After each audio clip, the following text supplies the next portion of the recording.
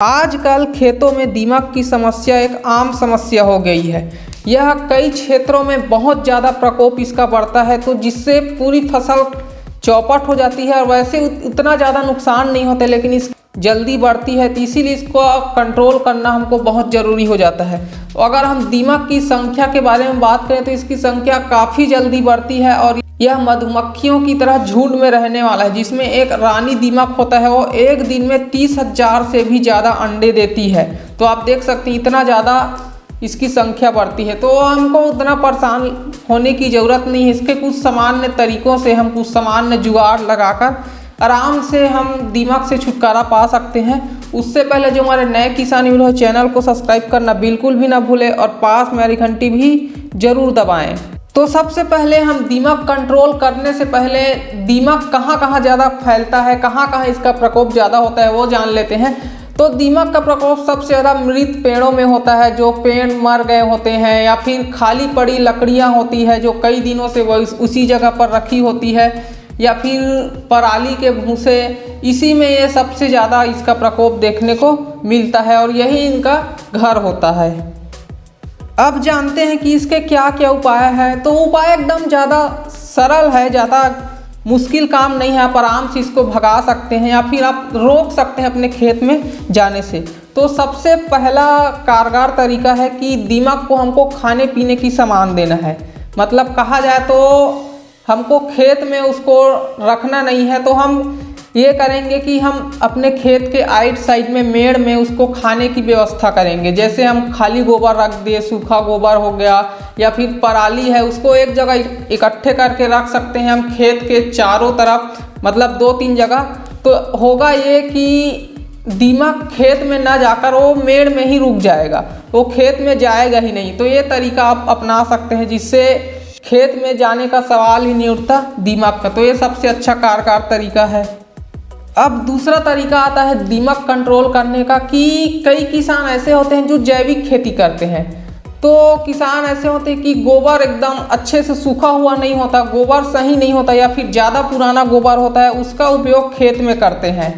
तो इस कारण भी खेतों में इसकी समस्या आती है, क्योंकि इसका घर है, इसमें रुकता है, गोबर में भूसा में ही ये ज़्यादातर रुकता है।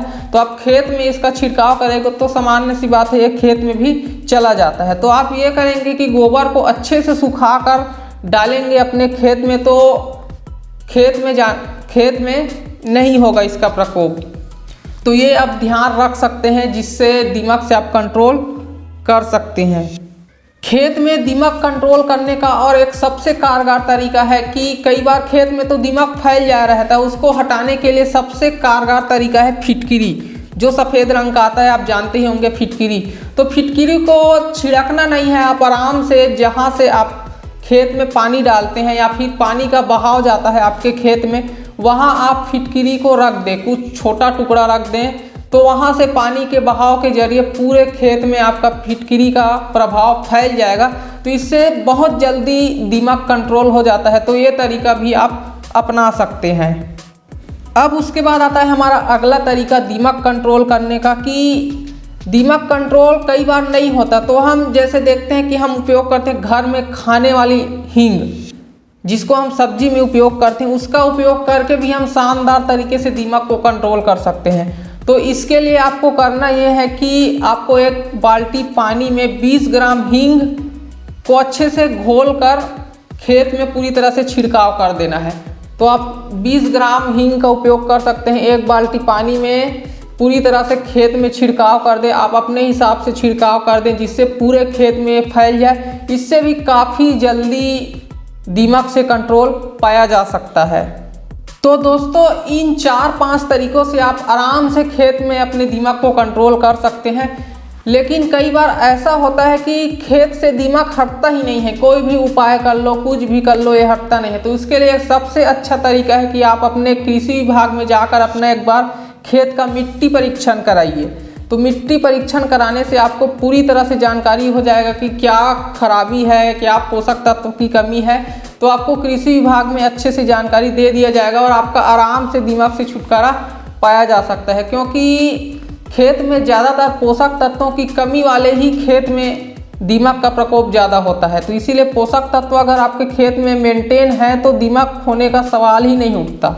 तो ये आपको कुछ आसान तरीका मैंने बताया है दीमक कंट्रोल करने के लिए। तो आप अगर इसका आर्टिकल पढ़ना चाहते हैं तो नीचे डिस्क्रिप्शन बॉक्स चेक करते हैं, या फिर आप farmdunia.com वेबसाइट में जाकर इसका अच्छे से जानकारी पढ़ सकते हैं, वहाँ और आपको अच्छे से जानकारी देखने को मिल जाएगा। फिलहाल आपको जानकारी कैसे लगी हमें कमेंट करके ज़रूर बताएं, और आपको जानकारी पसंद आई है तो चैनल को ज़रूर सब्सक्राइब करें। तब तक के लिए जय हिंद।